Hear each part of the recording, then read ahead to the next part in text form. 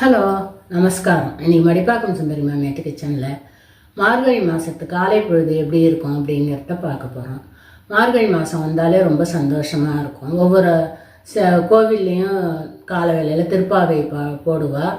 நாங்கள்லாம் குழந்தைலாம் இருக்கும்போது பஜனைலாம் பண்ணின்னு போவோம் வீதியில்.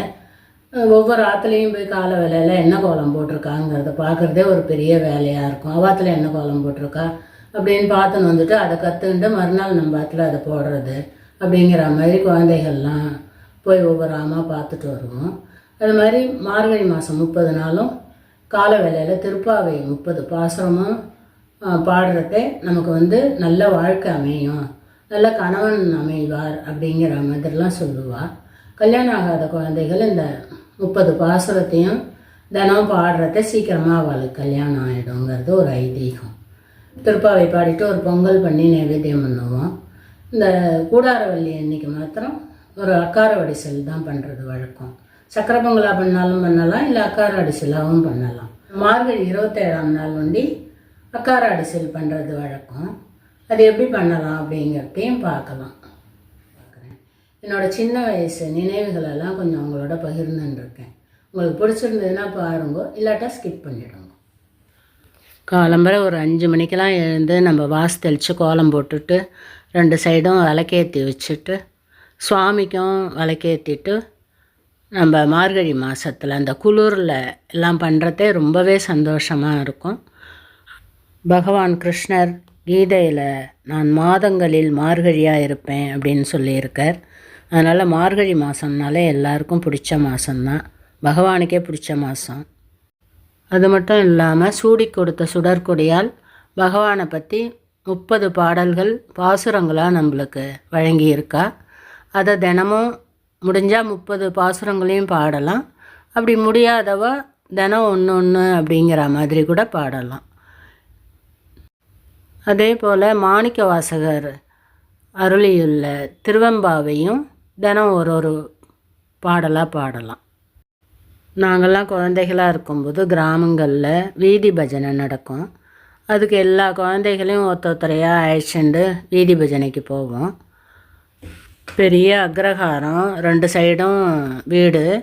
அதனால் ஒவ்வொரு ஆற்றுலையும் 2-3 குழந்தைகள் இருக்கும். எல்லாமே கூட்டமாக பஜனைக்கு போயிட்டு முடிகிற டயத்துக்கு பெருமா கோவிலில் ஒரு பால் மஞ்சப்பொடி போட்டு ஏலக்காய் போட்டு ஒரு பால் கொடுத்துட்டு பொங்கலும் நைவேத்தியம் பண்ணிவிட்டு அதையும் பிரசாதமாக கொடுப்பாள். அதனால் எனக்கு மார்கழி மாதம்னாலே ரொம்ப பிடிக்கும். என்னோடய வாழ்க்கையில் ஒரு ஸ்பெஷலான மாதமும் கூட இது. இன்றைக்கி கிருஷ்ணருக்கு நைவேத்தியத்துக்கு அக்கார அடிசல் எப்படி பண்ணலாம் அப்படிங்கிறத பார்க்கலாம். இது சின்ன டம்ளர் தான், இதால் 1/2 டம்ளர் அளவுக்கு அரிசி எடுத்துட்டுருக்கேன். 1/4 டம்ளருக்கும் கொஞ்சம் குறைச்சலாகவே பயத்தம்பருப்பு போட்டுக்கலாம். பயத்தம்பருப்பு வாசனை வர அளவுக்கு வறுத்தா போதும், செவக்க விட வேண்டாம். வாசனை அளவு வறுத்ததுக்கு அப்புறமா ஒரு நிமிஷம் வறுத்ததுக்கு அப்புறமா நம்ம எடுத்து வச்சுருக்கிற அரிசியையும் அதில் போட்டுடலாம்.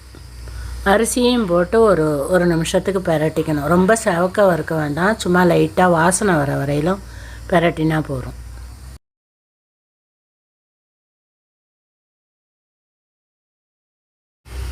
இந்த டம்ளரால் தான் நம்ம அரிசி எடுத்துட்டோம். அரிசியும் பருப்பும் 3/4 டம்ளர் மொத்தமாக. அதுக்கு 4 மடங்கு அளவுக்கு பால் விடணும். அதனால் 3 டம்ளர் அளவுக்கு பால் விட்டுருக்கேன். 1 டம்ளர் அளவுக்கு தண்ணி, அந்த பால் பாத்திரத்தை அலம்பிட்டு அது ஒரு டம்ளர் தண்ணி விட்டுருக்கேன். 1 டம்ளர் ஜலம் விட்டுறேன். இந்த பால் பாத்திரத்தை அலம்பிட்டு அதில் 1 டம்ளர் ஜலம்.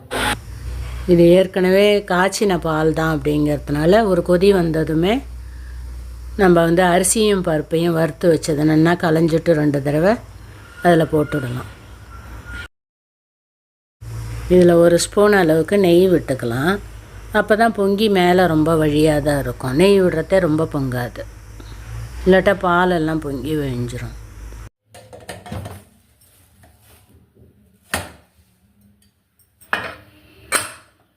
வெயிட்டை போட்டுட்டு அடுப்பை நல்லா சிம்மில் வச்சுருங்க. நின்று நிதானமாக வேகும். அப்புறம் இது நல்லா குழைய வந்தால் தான் நல்லாயிருக்கும். இது போல் டைரெக்டாக வச்சா உங்களுக்கு பாலெல்லாம் பொங்கிடுமோன்னு பயமாக இருந்ததுன்னா குக்கரில் நம்ம எப்பவும் சாதம் வைக்கிற மாதிரி கூட வேறு ஒரு பாத்திரத்தில் வச்சுக்கலாம். பாலும் ஜலமும் கூட 5 பங்குக்கு வச்சுருக்கிறதுனால நல்லா குழைவாகிடும். இப்போ இது நல்லா பாலில் குழஞ்சிடுது இந்த சாதம். இது நல்லா ஒரு கனமான கரண்டி எடுத்து நல்லா மசிச்சுக்கோங்க.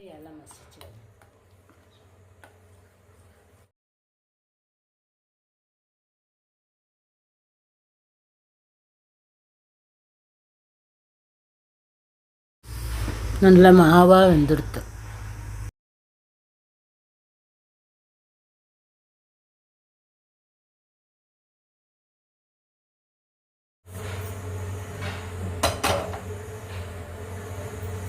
இந்த டம்ளரால் அரிசியும் பருப்பும் 3/4 டம்ளர் இருந்தது. அதுக்கு 1.5 டம்ளர் அளவுக்கு வெல்லம் போட்டுக்கலாம். 1க்கு 2, 1.5 டம்ளர் வெல்லம். 1/2 டம்ளர் அளவுக்கு தண்ணி விட்டுருக்கேன். இந்த வெல்லம் கரைஞ்சதும் வடிகட்டிட்டு அதில் விட்டுக்கலாம். இந்த வெல்லம் கரையிறதுக்குள்ளே ஒரு 4-5 ஏலக்காவை எடுத்து தோலை உரிச்சிட்டு பொடி பண்ணிக்கலாம். உங்கள்கிட்ட ஏலக்காய் அப்படி இருந்தால் ஒரு 1/2 ஸ்பூன் அளவுக்கு போட்டுக்கோங்க. வெல்லம் ரொம்ப கொதித்து பாக ஆகணுங்கிறதுலாம் அவசியம் இல்லை. சும்மா கரைஞ்சால் போதும்.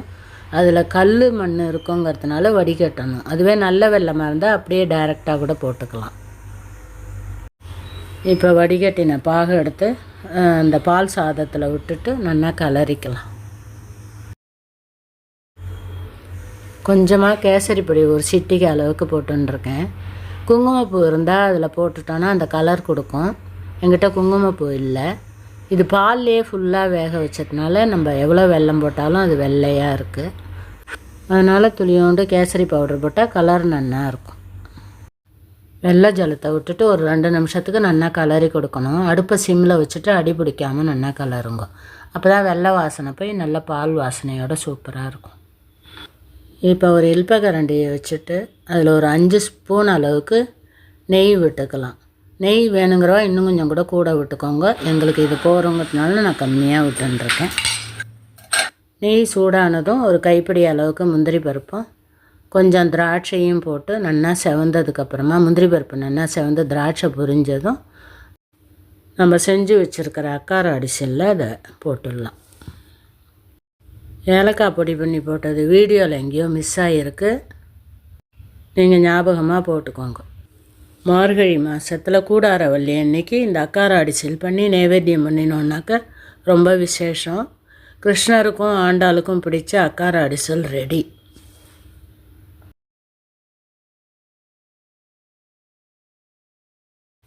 இப்போ இது வேறு ஒரு பாத்திரத்தில் எடுத்துட்டு சுவாமிக்கு நைவேத்தியம் பண்ணிடலாம். இது போல் நீங்களும் செஞ்சு பார்த்துட்டு எப்படி இருந்ததுங்கிறத கமெண்ட்டில் சொல்லுங்க. சங்கராந்திக்கு கூட இதே போல் பண்ணி நைவேத்தியம் பண்ணலாம். இந்த வீடியோ உங்களுக்கு பிடிச்சிருந்ததுனாக்கா லைக் பண்ணுங்க, ஷேர் பண்ணுங்க, சப்ஸ்கிரைப் பண்ணுங்க. தேங்க்யூ ஃபார் வாட்சிங். நெக்ஸ்ட் வீடியோவில் பார்க்கலாம்.